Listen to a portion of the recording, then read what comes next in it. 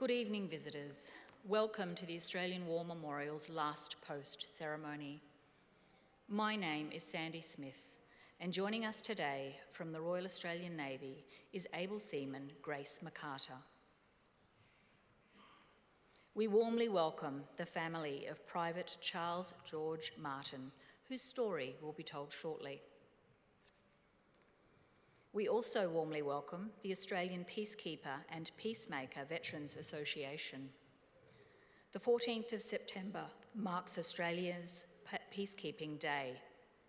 On the 14th of September 1947, the Australians became the world's first peacekeepers to be deployed into the field. On this day, they served in the Netherlands East Indies, now known as Indonesia, alongside personnel from Belgium, Britain, China, France, and the United States. Australia has had peacekeepers in the field ever since this first deployment in 1947. As always, we welcome the veterans who have served, those that are still serving, and the families that love and support them. The live stream of this ceremony is made possible by the Returned and Services League of Australia and the RSL and Services Clubs Association.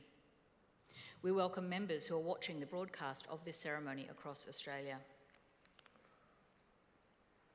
During this evening's ceremony, wreaths will be laid at the base of the Pool of Reflection by family and visitors to the memorial, and students on behalf of St Catherine's Catholic Primary School visiting from Wishart, Queensland.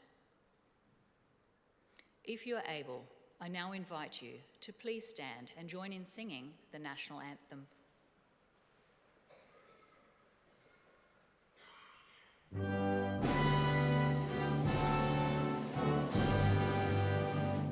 Australians, oh, let us rejoice, for we are one and free. We've golden soil and wealth for toil, our home is got by sea. Our land abounds in nature's gifts of beauty, rich and rare. In history's page, let every stage advance Australia fair.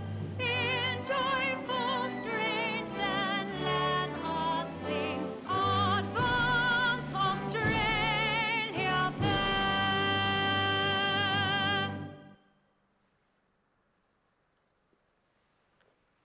For those who are able, please be seated.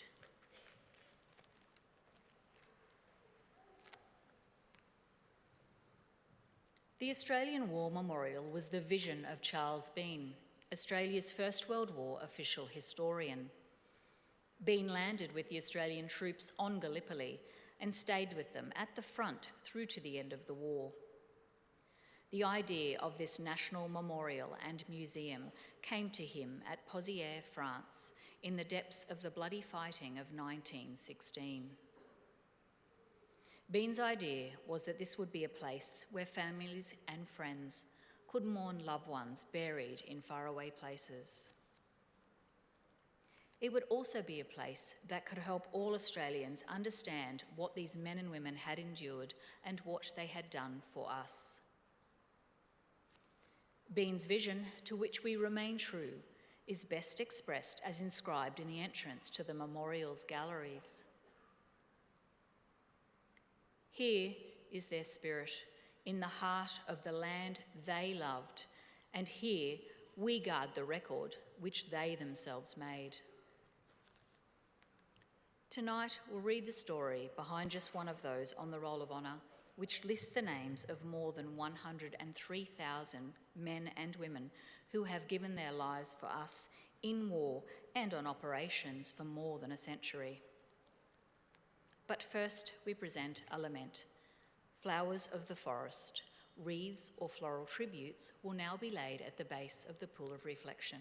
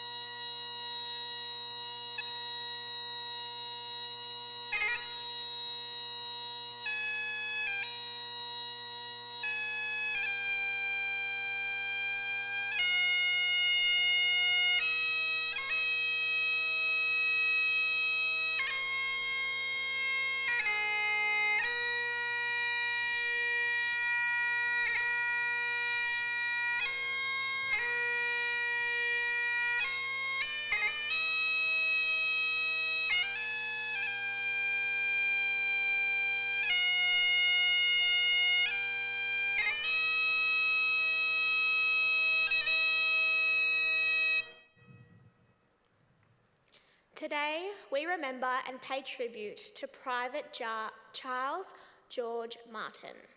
It is in honour of the proud tradition of Indigenous Australian military service that we tell his story today. Charles Martyn was born on Kalali country in Thargomindah, Queensland, in November 1894. He was the eldest of 7 children, born to Kalali woman Rose Sarah Martyn and her husband Charles William. At some stage in Charles's childhood, the family moved east to Goombungee, where Charles attended the local state school. After completing his education, Charles found work as a labourer. Charles enlisted in the Australian Imperial Force at Toowoomba on the 11th of February 1916, although army restrictions officially barred men who were not of substantial European descent from enlisting in the AIF. Charles's application appeared to have been accepted without problems. After his initial training at Lytton Camp, he was allotted to the 16th Reinforcements of the 26th Australian Infantry Battalion with the rank of private. After 8 months of training, Private Charles Martyn left Brisbane in HMAT Boonar on the 21st of October 1916, bound for England. There he joined the 7th Training Battalion in camp. While preparing for service on the Western Front, Charles was briefly admitted to the Parkhouse Hospital with mumps, but soon returned to the 7th Training Battalion. Charles was sent to France on the 25th of April, and after a week at the 2nd Australian Divisional Base Depot, was taken on strength of the 26th Battalion in the field in early May. The day after Charles joined his battalion, the 26th were involved in the Second Battle of Bullecourt, attempting to breach the German Hindenburg line defences. The Australian forces successfully broke through the German line, but met determined enemy position. Over the next week and a half, 7,482 Australians became casualties as the Australians and British eventually forced the Germans from the village. Charles survived his introduction to the Western Front unscathed. In late June, he was hospitalised with a fever, but rejoined his battalion in early July. By late summer 1917, the Australian forces switched their operational focus on Belgium, and the 26th Battalion prepared for the bitter fighting around the town of Ypres. The battalion's first involvement there came on the 26th of September. Australian and British troops fought to capture sections of the ridge east of Ypres, around the Menin Road and Polygon Wood. The advancing soldiers had to overcome formidable German defensive positions and resist fierce German counterattacks. Although the battalion captured its objectives, the success came at a cost. By the time they were relieved at night on the 21st of September, the battalion had sustained 128 casualties in less than 48 hours, including 18 men killed in action. One of the dead was Private Charles Martyn, who was killed by a German artillery shell on the 20th of September 1917. He was 22 years old. Charles was buried at Hoge Crater Cemetery in Zilburg, Belgium. After the war, an Imperial Graves headstone was erected over his grave, bearing the inscription selected by his grieving family back in Queensland. His heart was good, spirit brave, resting place a soldier's grave. Like many families who lost loved ones during the First World War, Charles's family struggled with grief for years. At the unveiling of the Goombungee War Memorial in December 1920, eyewitnesses remember seeing his mother Rose at the back of the crowd, crying her eyes out. None of the attendees comforted her, nor admitted her into the throng of grieving family members. His name is also listed on the Roll of Honour on my right. among almost 62,000 Australians who died while serving in the First World War. A photograph of his headstone is displayed today by the Pool of Reflection. This is but one of the many stories of service and sacrifice told here at the Australian War Memorial. We now remember Private Charles George Martyn, who gave his life for us, for our freedoms, and in the hope of a better world.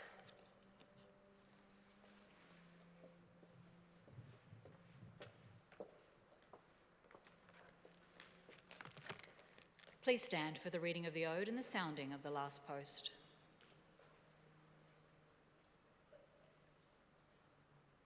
They shall grow not old, as we that are left grow old.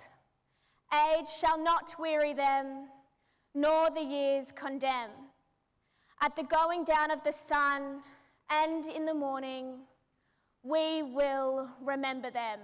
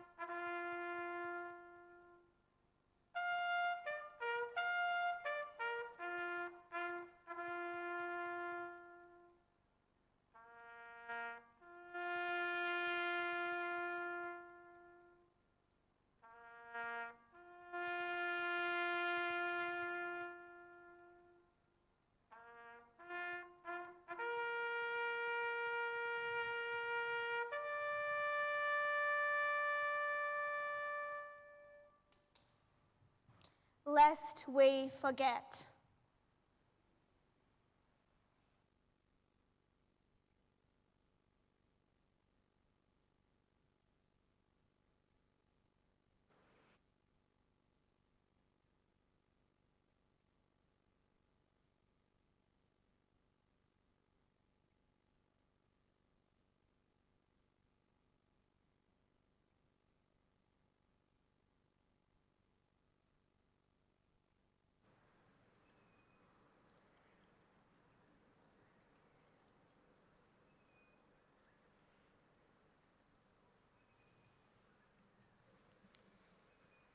We leave you this evening with the words of the memorial's founder, Charles Bean. Many a man lying out there at Pozières or in the low scrub at Gallipoli with his poor, tired senses barely working through the fever of his brain has thought in his last moments, well, it's over. But in Australia, they will be proud of this. Ladies and gentlemen, girls and boys, that concludes the last post ceremony. On behalf of our director, staff and volunteers, thank you for visiting the Australian War Memorial today. We wish you all a very pleasant evening.